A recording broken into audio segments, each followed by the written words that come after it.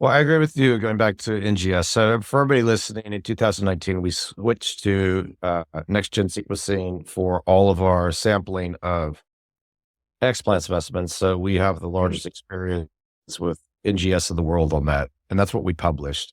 So, and when we have a problem with a refractory urinary tract infection, or if there's a question, I don't default to what Dr. McCann knows is very antiquated, which is a swab culture.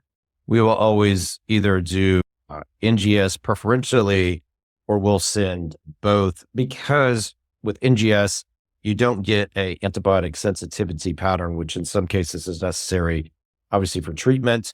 And you'll send a regular culture just to try to get some information regarding that. In terms of genetic mutations that contribute to hypercoagulability, certainly having an MTHFR, which about 40% of the population does, contributes to hypercoagulability. In fact, I would not do microsurgery on anybody who has I stopped doing that in 2000, maybe 17, 18. Anybody who had MTHFR mutations, I would not offer microsurgery to because of the increased risk of microvascular complication.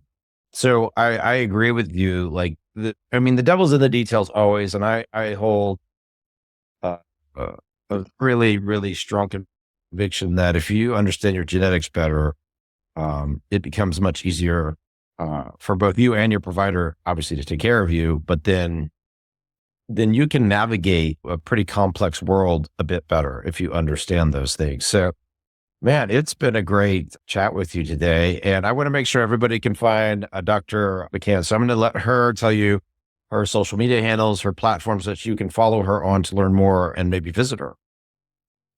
Thank you, Dr. Rob. I am in Southern California. I have a brick and mortar practice.